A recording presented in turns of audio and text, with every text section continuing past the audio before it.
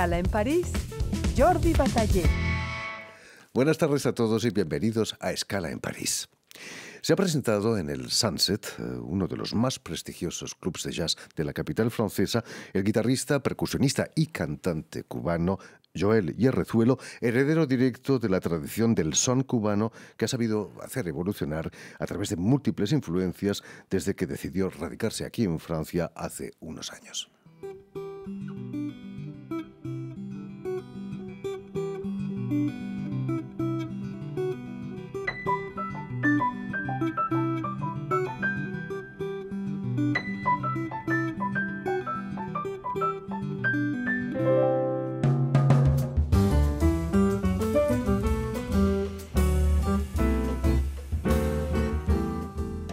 Y para hablarnos de este concierto y de su intensa trayectoria musical, Joel Yerrezuelo ha sido tan amable de venir hasta nuestros estudios. Buenas tardes, Joel. Buenas tardes, muchísimas gracias por es esta invitación. Es un gran placer. El placer es nuestro que hayas venido hasta nuestros flamantes estudios de televisión. Permíteme, Joel, que explique antes que nada que has nacido en La Habana en 1972 y que en tu familia ya tus tíos abuelos, Lorenzo, Caridad e incluso Reinaldo Yerrezuelo, eran ya grandes nombres del son cubano. ¿Qué relación tuviste con ellos y cómo ellos te empujaron quizás a entrar en el mundo de la música? A ver, era una influencia más bien simbólica, ¿no? Porque no éramos muy cercanos desde el punto de vista de vernos a menudo, etcétera. Viajaban mucho, imagino. Porque exactamente eran personalidades que siempre estaban viajando y que muy ocupados. Pero esa influencia siempre estaba en la casa, ¿no? Porque era el que hablar de cotidiano de la familia. Los domingos no podíamos, era inevitable, pasaban por la tele en las emisiones del domingo. En fin, y después, con el tiempo, cuando ya yo estuve más implicado en grupos musicales y formaciones tradicionales, mi tío, sobre todo Reinaldo, de vez en cuando yo lo llamaba, entonces él venía a asesorarnos, pero era más un poco con el látigo en la mano, porque aquello era... Después me decía, ¿por qué se me ocurrió llamarlo? Pero era genial porque era la enseñanza pura ahí, en el momento, ¿no? Y estando en estudio, nosotros éramos muchachos, a menudo en las agrupaciones donde tocábamos, y entonces él llegaba a su personalidad y su bagaje musical, ¿no? Y enseguida ponía a todo el mundo a correr, ¿no? Era aquello impresionante porque esto no se hace así, esto no se hace asado, esto tiene que ser así, esto es de esta manera, el acorde es tal. Pero bueno, era un privilegio, ¿no? Por tenerlo así. Joel, finalmente fue tu padre quien te puso los pies en el estribo de la percusión. Exactamente, mi padre era baterista, tocaba en grupos amateur y su influencia fue decisiva, ¿no? Desde muy chiquito yo estuve sentado en sus piernas y en la batería y en contacto con todo este mundo, ¿no? Eso de que el pueblo cubano tiene ritmo en la sangre no es un mito, ¿no? Yo tira la basura. Que seriamente hay que pensar que es algo genético. Sí. Como te decía, hay canciones, hay humor musical hasta para la tragedia, ¿no? De cualquier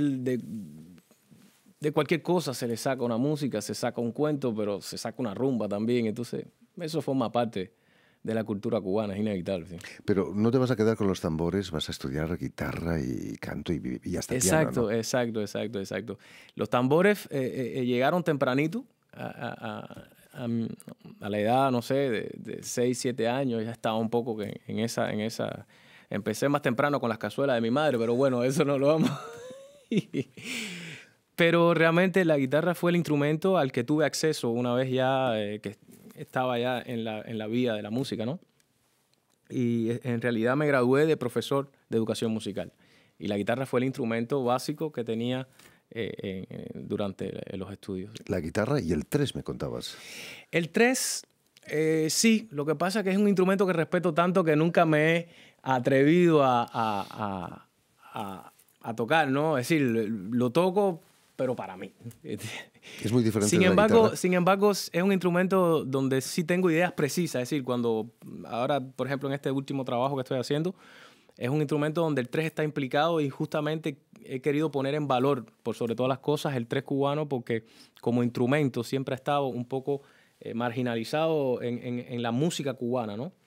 Y yo he querido un poco que sacarlo de este contexto y tratar de llevarle otras influencias del jazz o música, no sé, la música oriental, tratarlo de sacar de su contexto habitual. En aquellos años 90 empiezas a cantar en el grupo Ricosón, exacto, con el que vas a venir aquí a Francia por primera vez. Exactamente. Ricosón fue una de mis experiencias musicales primeras. Muy linda porque, bueno, era mi época de estudiante, éramos todos camaradas de escuela y, bueno, compartíamos muchas cosas fuera del grupo juntos también, ¿no? Y tuvimos la suerte de llegar a Francia. Fue el primer viaje de ese grupo y una experiencia sin igual, ¿no? Y el choque cultural, social y de luces fue tremendo, ¿no? En aquel periodo, sobre todo, que eran momentos difíciles en Cuba. ¿Qué imágenes retienes de esa primera vez aquí en París? Imagínate tú llegar desde La Habana directamente a Châtelet-Léal. Ya.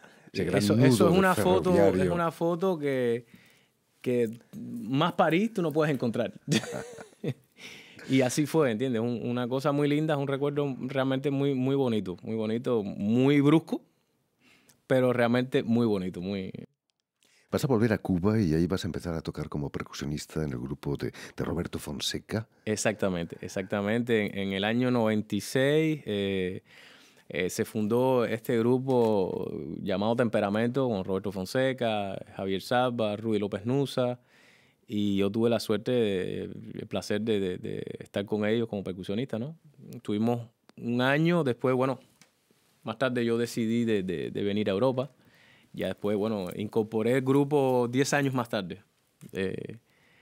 Pero bueno, fue sin duda alguna una experiencia que fue en aquel momento y después muy bonita y muy instructiva musicalmente. Como nos decías, en el 97 te instalas aquí en Francia. ¿Qué es lo que hizo que te quedaras aquí?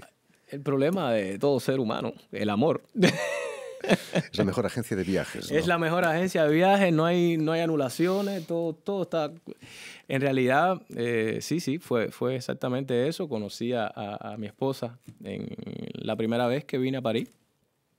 Y ya sabes, ya después regresé a Cuba efectivamente y la vida hizo que 2 años más tarde me instalara acá, y bueno, hace 20 años que dura, así que... En esos primeros años vas a conocer al gran pianista cubano Alfredo Rodríguez, con el que vas a trabajar. Precisamente teníamos una de sus músicas como sintonía en nuestro programa. ¿Qué significó Alfredo Rodríguez para la música cubana? ¿Qué significa? Porque todavía significa. A ver, mira, yo tuve la suerte... En mi primer viaje, en el 95, fue cuando primero fue con la primera persona que trabajé antes de trabajar con el mismo grupo que yo venía, ¿no? Es una cosa increíble, pero bueno, Alfredo tenía necesidad de un percusionista a última hora para un concierto que tenía y yo estaba en París llegando y a través de amistades, bueno, fue ese encuentro de los mejores de mi vida. Y luego después en el año, no fue enseguida en el 97, en el año 2001, me llama Mike, su esposa, y me dice, Joelito, nos hace falta que Bobby Carcassé no puede llegar de Cuba para principios de la gira y necesitamos que vengas a cantar. Bueno, aquello fue ya el inicio de una gran aventura porque... Imagínate, es como si hubiera entrado de nuevo a la escuela a estudiar, pero a la de verdad. Como cantante vas a grabar tu primer álbum, La Charanga, con el grupo Cubaila. Era en el 98. Cubaila. Eso fue en el año 98, exactamente, en compañía de Luis Manresa y Jacqueline Castellano. Fue una experiencia un poco, como decimos, de variedad, ¿no? Pero muy bonita, es decir, eso no yo siempre he dicho que no tengo ningún arrepentimiento en cuanto a las cosas que he hecho musicalmente porque todo me ha enseñado algo. Incluso has cantado con un cantante argelino. Exacto. Ahmed Tayouk, Amidou. Eso solo pasa aquí en París. Esas son las cosas que tienen este tipo de ciudades cosmopolitas así, donde puedes encontrar y disfrutar de toda la música del mundo en un pedacito de tierra, ¿entiendes? Y eso fue una experiencia muy linda. Es decir, hasta hoy en día siempre tenemos las ganas, lo que por problemas de tiempo de uno y de otro no coincidimos nuevamente, ¿no? pero ha sido una experiencia que sin duda alguna de las más importantes también que he podido disfrutar. Y haber tocado en el Sunset con tu quinteto es una experiencia inolvidable. Ah, sí, ya eso forma parte de, como dice, el péché mignon. No, era una inquietud que tenía desde hace muchos años. Ideas que se fueron acumulando. Todos estos años de haber trabajado con diferentes formatos, influencias diversas, que van desde el jazz hasta la música africana, etcétera. Se resumen en ese proyecto, ¿entiendes? En fin, pues muchísimas gracias, Joel Hierrezuelo, por haber estado aquí. Muchas gracias a ti. Muchos éxitos aquí en Francia. Y a ustedes les damos cita para una nueva edición de Escala en París. El látigo le tatuó la rebelión en sus venas. De cimarrón su destino, de fe le abriga la espera, Titillí. Y Titillí salió a buscar su libertad en la pradera.